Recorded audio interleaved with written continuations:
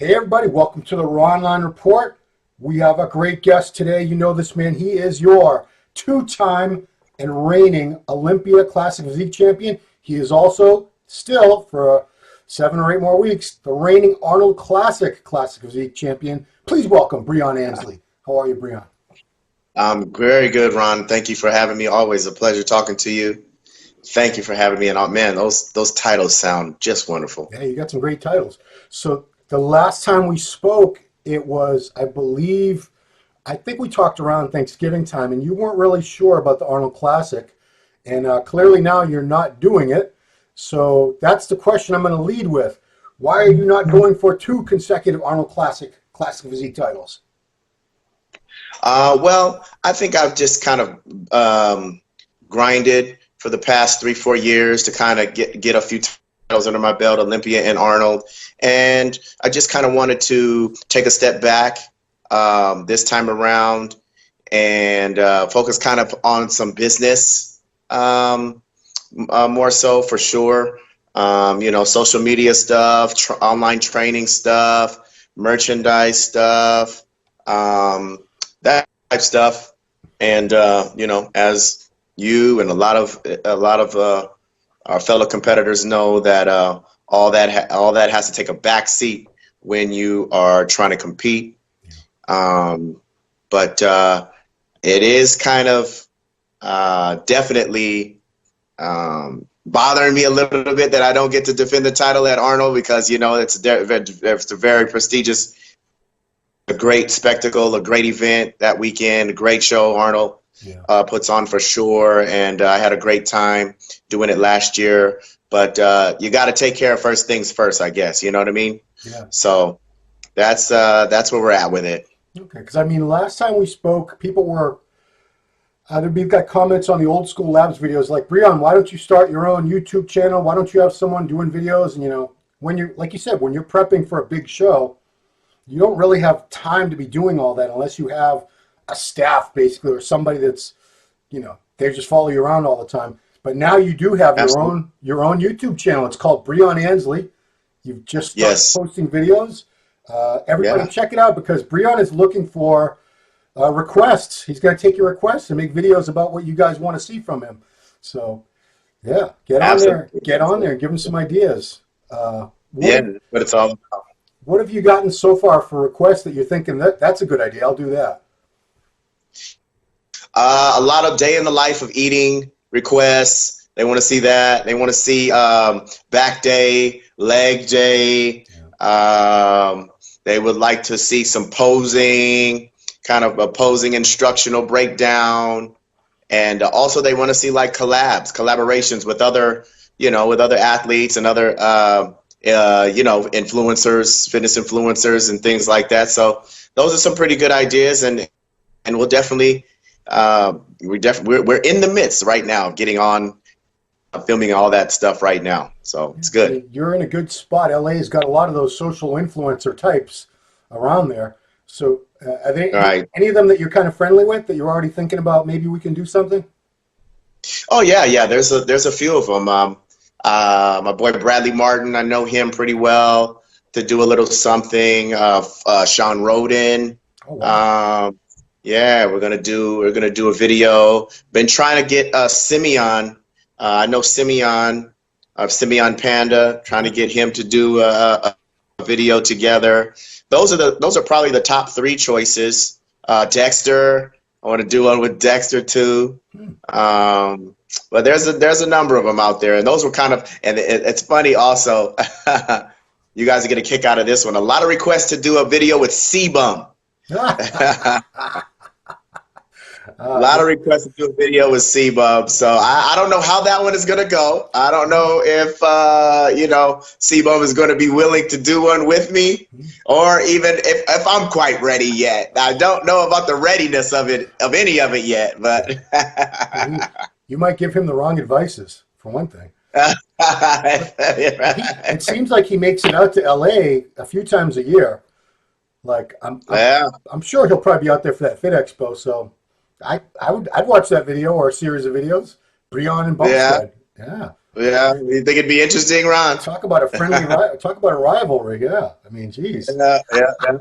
I mean, it would kind of just be like, it's it kind of makes sense because classic, we're classic now, and you think about kind of the golden era, and even back in Chris's and Sean and Flex's day, they did train together, Yeah, you know. yeah, So, I guess history repeats itself, man. It couldn't be such a bad thing, especially when you're trying to give the people what they want and get the views and get get the interaction with it. right. So, Yeah, I mean, he's a cool guy, and he's got a lot of fans. You got a lot of fans.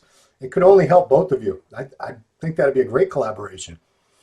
Wow, because he's actually just starting to get back to his full size and strength after wow. that kidney thing knocked him out. I don't think I actually talked. Did you ever know? I mean, you didn't know at the show because none of us knew, but when did you find out what happened to him during his prep for the Olympia? I think everybody was talking about it and kind of asking me about it after, maybe a week after or after the Olympia. Yeah. I still haven't seen haven't had a chance to see any of the videos or anything, but I've just been hearing that what's been going on or what happened with him. Yeah. And man, we want to take each other's heads off on that day, on that week, for that weekend for sure. Yeah. But you don't wish any ill effect or or harm, life-threatening harm like that on anybody. Right. Yeah. Now let's get back to Arnold for just a second. You obviously it does make a lot of sense for you to do what you did. You put aside the prep so you could really focus on bringing up your business ventures, which is critical because once you're done competing, that's the rest of your career is whatever you've set up while you were competing, basically. But from a point of view of your physique, like last year, you don't feel it hurt you doing those 2 preps during the year, or did you? No, not at all. I mean, 2 shows, come on.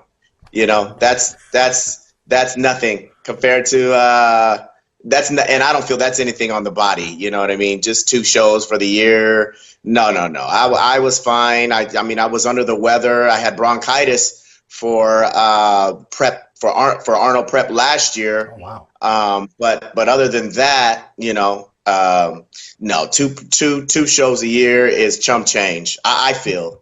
Yeah. I don't want to, definitely don't want to offend anybody who thinks it's 2 shows are tougher in the year, but I personally think 2 shows is easily manageable. If you're not managing anything else, if you're able to focus in on 2 shows and not and focus in 100%, then I don't think it's that tough on the body for sure. Yeah. Well, let me get your picks because now you're on the sidelines. You're going to be watching it with your popcorn, hopefully. So Chris is not doing the show either. You're not doing it. So the guy who's been 3rd place at the Olympia for 2 years in a row, George Peterson III, on paper, he's the favorite. Do you have him as your favorite to win? Absolutely. He's my favorite to win the thing, and that makes sense to to have the 3rd place guy, George, man, that's been 3rd place 2 consecutive years. And nobody else has beaten him other than Chris and I. Right. So that makes sense. And especially if he's improved since Olympia, that makes total sense that he is the favorite for sure. Yeah. There are some other guys that I think have great physiques that I think could give if they're sharp and they're on and they make some improvements condition wise that I think can give George a run for his money. Who are they? I'm a fan of Steve Larius's physique. Yeah, he's really good. Yeah. I'm a fan of his physique. I think if Steve just really improves on maybe his conditioning and just crispness and just some density, then he can really push George 100%. What about 4th place at the Olympia was the tall guy from Montreal, Onry Pierre. I mean, he was 4th place. He was knocking right on George's door. So He's got to be a tough character to beat too, I would think. Oh wow, I didn't even know. I didn't know Henry, right? Henry, we're American. We don't say it right. Okay, Henry. I didn't know he was doing it. Oh, now that's news to me. Oh, okay. Yeah. So yeah, I mean that's definitely 1 and 2 then for my pick, George and Onry. Yeah, and like you said, it's a stacked lineup. It's a lot of good guys going in. The guy who was third place last year that I was super impressed by. I don't know if you say his name Courage or Courage Opara. I don't know how to say it. I don't know how to say anybody's name except Breon. I can say that. But that's good. We're very unique in the name. That's a good thing. Yeah. But he's doing it as well then, huh? Yeah. I mean, it's going to be a good lineup. I'm looking forward to it. You're going to go watch, right? I will be there. I will definitely be watching, and I will definitely be there to see who is going to try to, threaten the best way they can, down the line when Olympia comes. I know Arnold gives the trophy, but I wonder if they're going to have you up there to like pass the torch or something. Who knows? Oh, that would be interesting. Yeah. Another thing I want to ask you about, because we haven't spoken in a little bit, was new trunks, Classic Physique, which I've been complaining about, complaining about for a couple of years now. When did you know that the trunks were going to change? I just found out. Well, you know what? I've been talking to Danny Hester about it for a little bit. What was it about? Maybe starting in after Olympia, not too long after Olympia in October or so. I was talking to Danny Hester, who said he had some conversations with Jim about it, and he said it's looking pretty favorable that we're going to change it over. Yeah. And then sure enough, man, we did that. We made it. Jim and everybody made it happen. What was it? The announcement was in January. Yeah, I think it was. I want to say it might have been like on New Year's Eve or something, but we're in January. Yeah, we're right in January now. A couple weeks ago or so. Yeah, it was almost the very end of December. But have you had a pair sent to you yet, or have you tried on a pair of the new style? They are on their way as we speak. They're on their way. I can't wait to get myself in them, man, and see now how we're looking in those type of trunks, because that's definitely going to alter our training and our prep for Olympia, depending on what we look like in the trunks, for sure. Yeah. So, what are your opinions on that? How would people alter their training and their prep now that the trunks go up a little higher? They show the entire hamstring. They show now the thigh rods up in the front, way up almost to the hip. And I don't know, depending on if you hike them up or not, I guess you could even see a little bit of the bottom of the glute, but definitely a lot more of the upper quad and upper hamstring showing. Absolutely, and I see where this is going.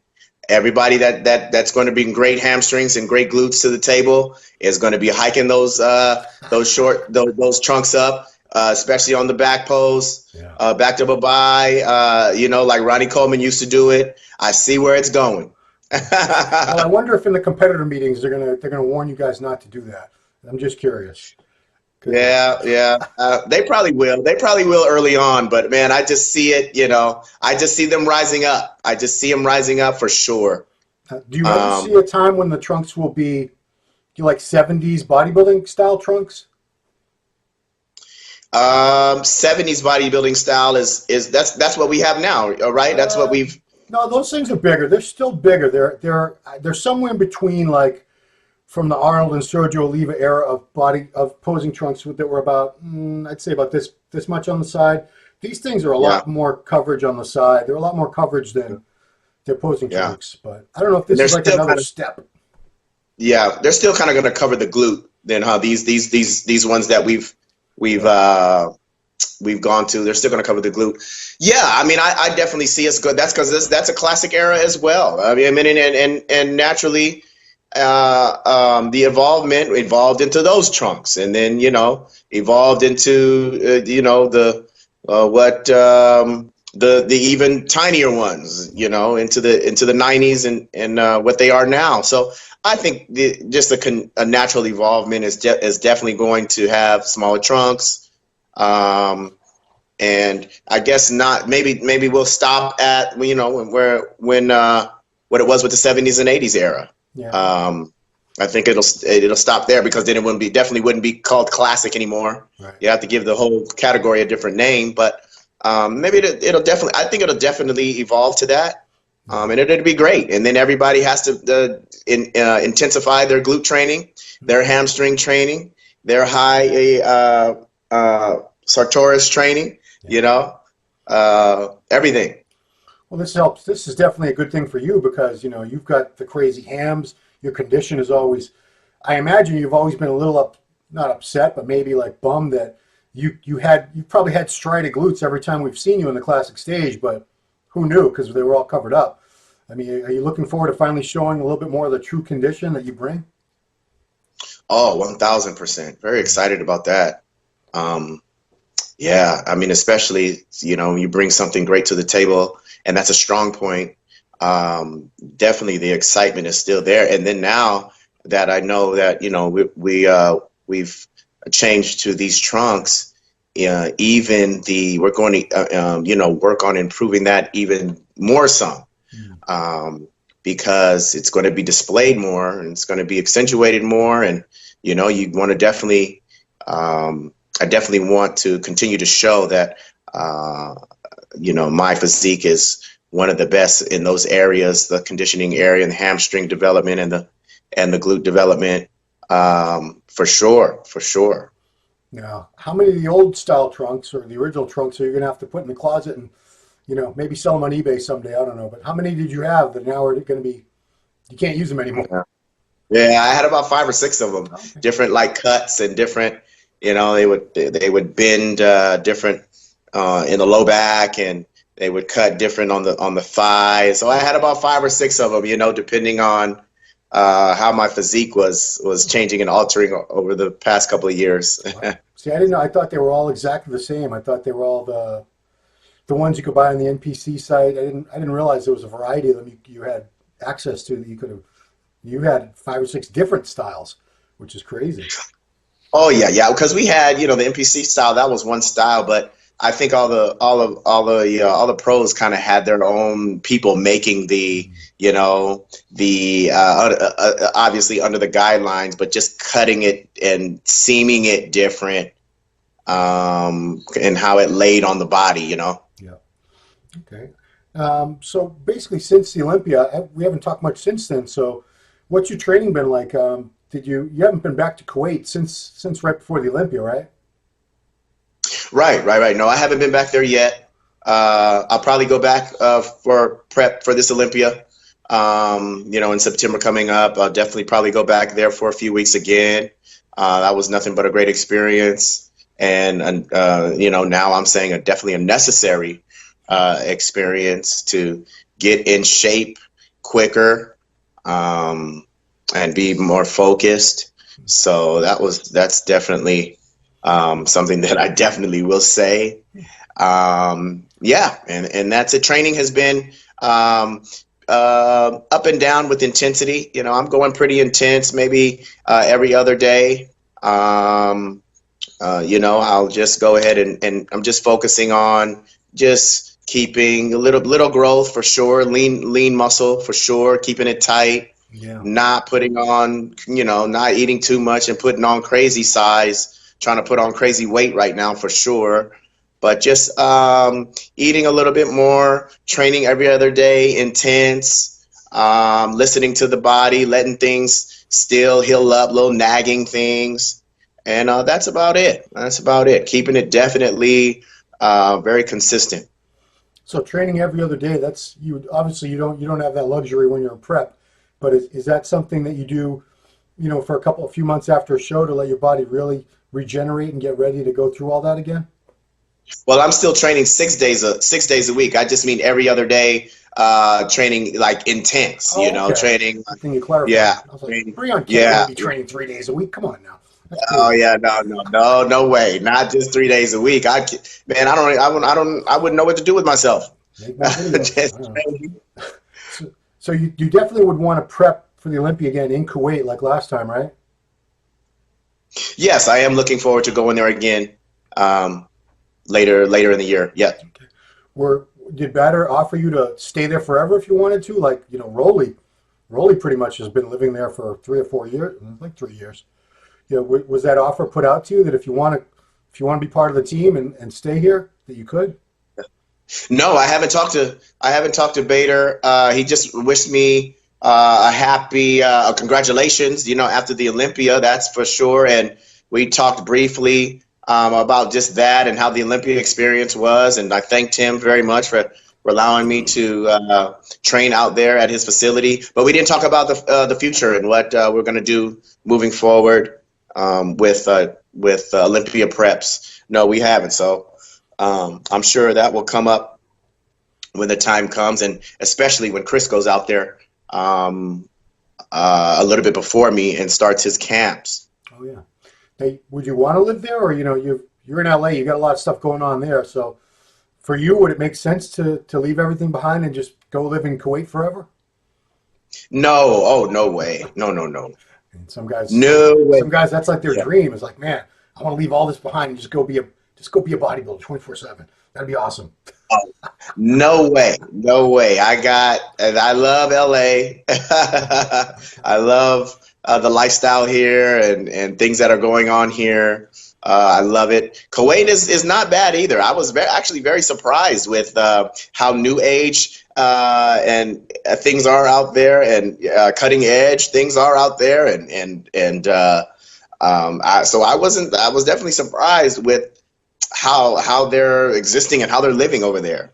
Yeah. I thought it was going to be kind of downstrucken and kind of war ridden, or third world ridden. Right. But no, it's upper scale, and they have all the state of the art stuff. Yeah. Especially we definitely know with the O2 with the gym. Oh yeah. That is just immaculate, beyond immaculate. But even just the malls, and they have all the restaurants that you ever know, you got people driving over there in Range Rovers and Mercedes and Bentleys, and I'm like, wow, this is completely different than what I had thought and what I was expecting. Did they give you a loaner Bugatti while you were there? Yeah, that would have been nice. That would have been nice. Maybe I'll try to see if Bader can arrange that the next time we go out there. Probably got a couple spare in the back anyway. Why not? Yeah, I know. I'm sure. The yellow one. I'm sure. But you don't even need to. The way it's set up over there, we don't even need to take any type of car anywhere. Right. I mean, unless actually we're going to go out, venture out a little bit, maybe to go to the mall or whatever. Or go to he has another gym that's maybe about 15 minutes away. That's just incredible. But man, I mean, where Rolly, where myself and Brandon Curry we're living, it's right there, like 10 steps from the gym. How cool is that?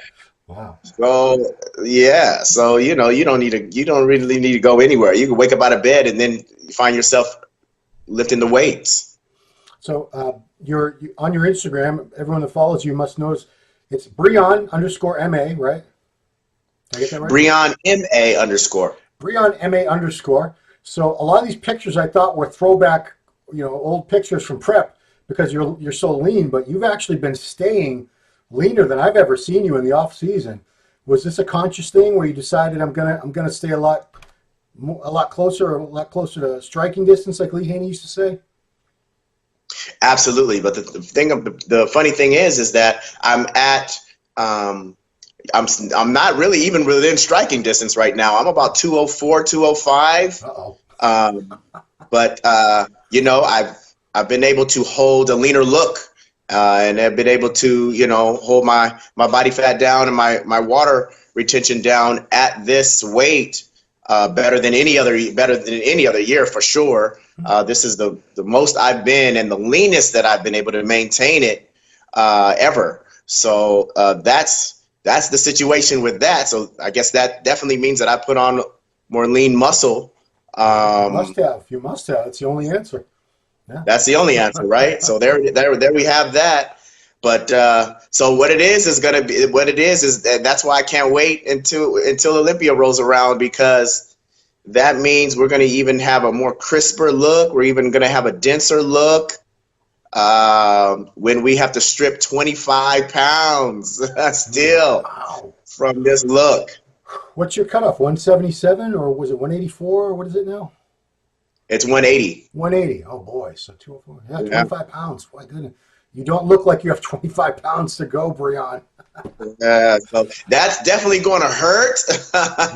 You know, coming from a lean place already, that is going to hurt. But hey, it's going to be all worth it going for the three-peat. Right. Yeah. Three titles in a row will be something incredible. I want to throw a couple questions at you for your column in MD. Some some advice for the readers and the fans, but we'll throw it on here too, so other people can enjoy your wisdom. So one is, what types of outdoor cardio do you do that most bodybuilders probably don't, because you have this tremendous track background? And would you recommend them to those who don't have a background in track? Would you say that most people should just stay inside and use the machines, or do you think they could do some of the things you do? What are some of the things you do for cardio?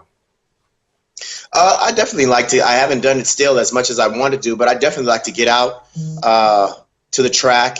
I have an extensive track background, and I definitely like to get out there, man, and kind of just really don't have the treadmill run for me. You know what I mean? I like to really feel the track underneath my feet and push my body accordingly.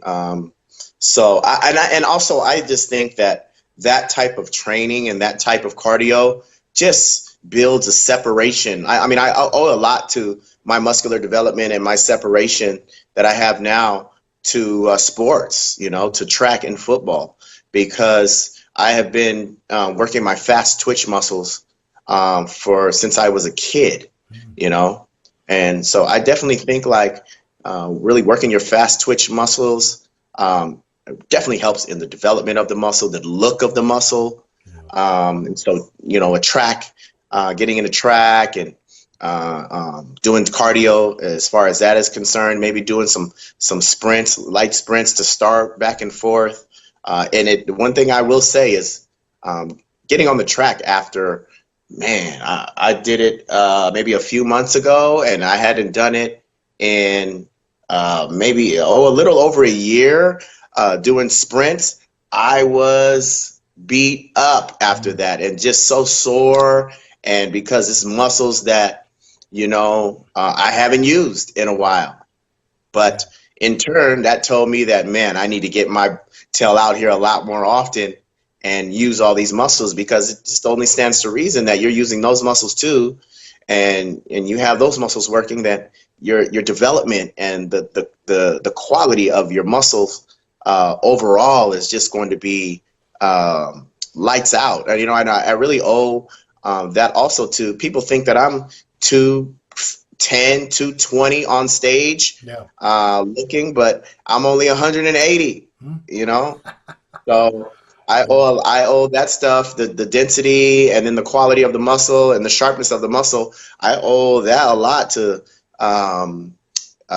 like I said, the track and field work that's been done in the past, sports work, and the sports background and all that good stuff. But I definitely would say take the cardio regimen outside of the gym for sure. And it doesn't have to be sprinting on the track, definitely like boxing or work those fast twitch muscles, I say. So the boxing stuff, with the kicking and the swiveling of the hips, working the core.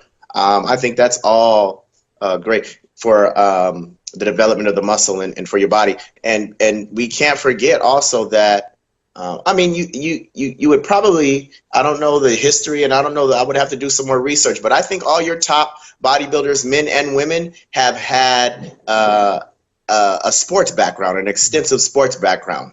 Yeah. I think the initial ones that I can think of have. Yeah. So I think it definitely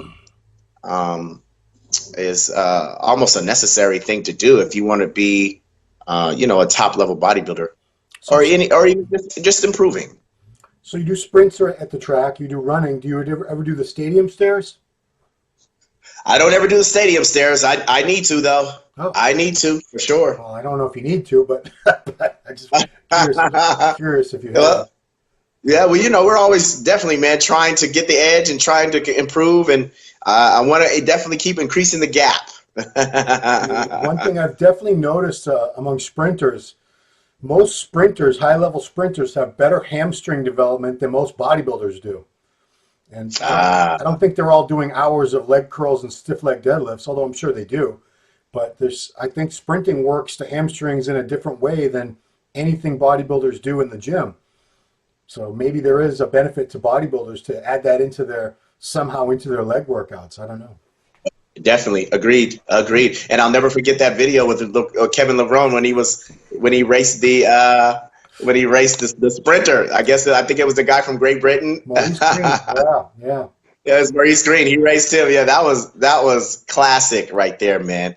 Classic video of just a big guy, just a big, bulky, muscular guy sprinting down the track with, Maurice Green is definitely a well-developed guy, and he kind of made him look small. So I remember I asked Kevin about that in one of his videos a while back. I said, Kevin, what possessed you to think you could beat this guy? I said, did you run track in high school or college? He's like, no, but I know I can run fast. You just had that confidence. I mean, who would do that? I wouldn't, It's like jumping into the octagon with some UFC champ because I bet I could fight that guy. I bet I could beat him. Right. I guess sometimes as bodybuilders, we get, when we throw those weights around, we get a little headstrong and think we can do things that are kind of out of our league. But he held his own. Oh yeah, he held his own. Apparently, I've never seen the video, but I guess in the initial part of the race, the first few seconds, they were actually neck and neck, and then Maurice blew right past him. Like of course he would. He's Olympic medalist. I would hope so. Of course. You had mentioned before we started recording, you're doing something totally different. You're off to become a fashion. You're doing a fashion print shoot way over in Italy. What's going on? Yes, I don't know if I can reveal the brand right now, but it's it's a fashion print kind of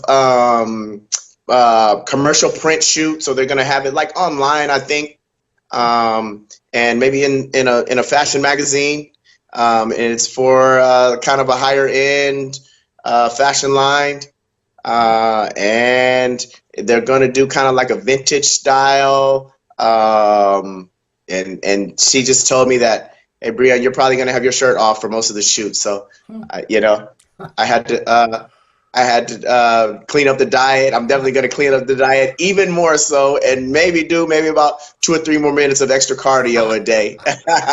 Getting ready for this. Wow. Because I mean, you think fashion model, you think of a guy who's got abs, but he's probably about 6 foot, about 150, 160 pounds. How did you get this gig when you're not that tall and you're so jacked? You'd think you would just be too big for fashion modeling. Yeah, it's I think the crossover, man, is just really they're really open to it now, and it's just not even, it's not so structured in with one way and one look and one body type anymore, and I think it's great. And also, I'm still a relatively smaller guy. I'm actually, shorter guy, which makes me look a little bit bigger, but, I'm still just 204 or 5 pounds, which is, I even think even in clothes sometimes and just walking around, sometimes, I have had people say I actually look like I'm 220 or 230, but sometimes I think myself, I look like I could be even smaller than what I am, with how certain clothes fit and things of that nature. So I think the crossover is really, really happening and opening doors for mainstream stuff like that in the bodybuilding and fitness world, which is great, and that's definitely where we want to go, and definitely what I want to do it, and I want to do my part in helping take it there and helping bridge that gap for sure. But I got this, actually, it was funny how I got this.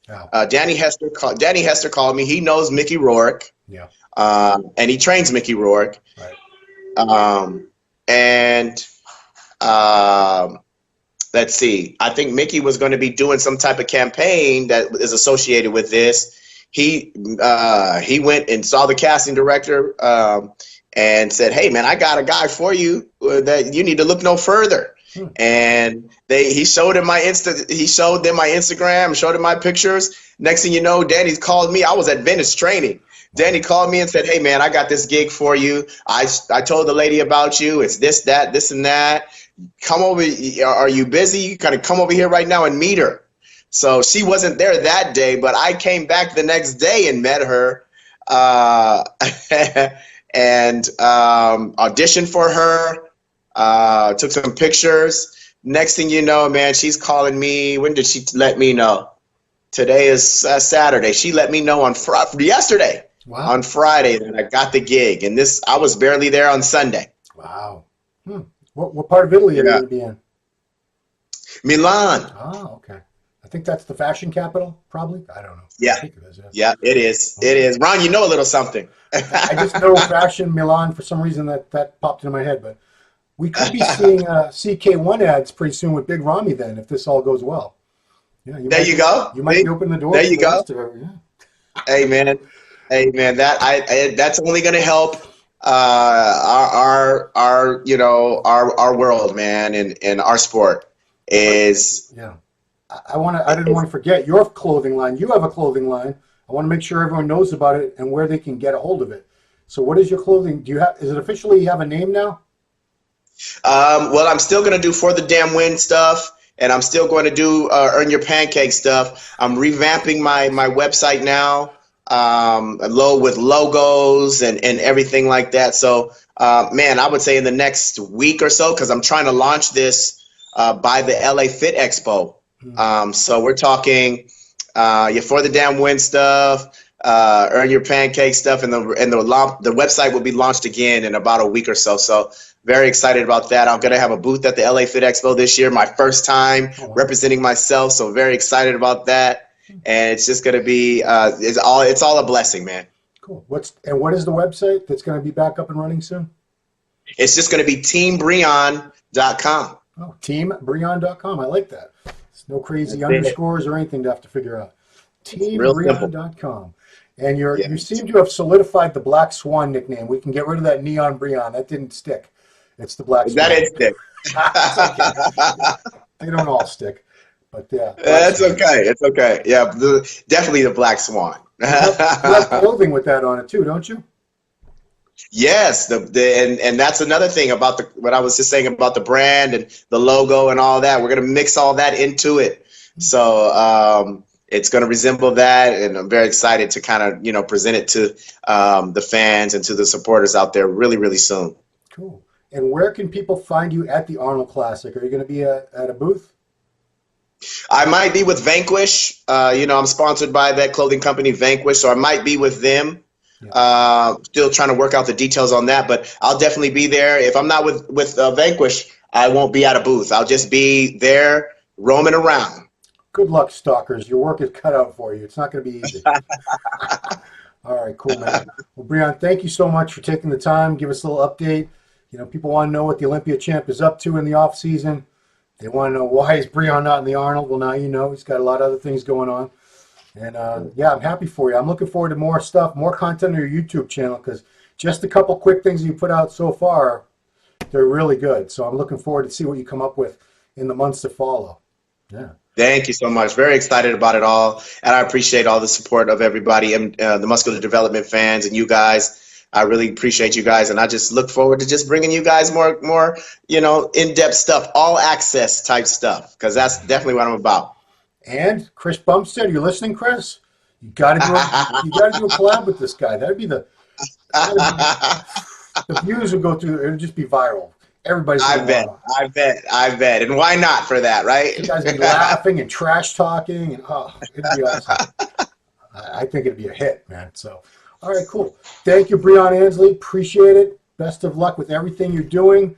Your fans appreciate you taking the time. I appreciate it. So everybody, thanks for watching Ronline Report, and we'll see you next time.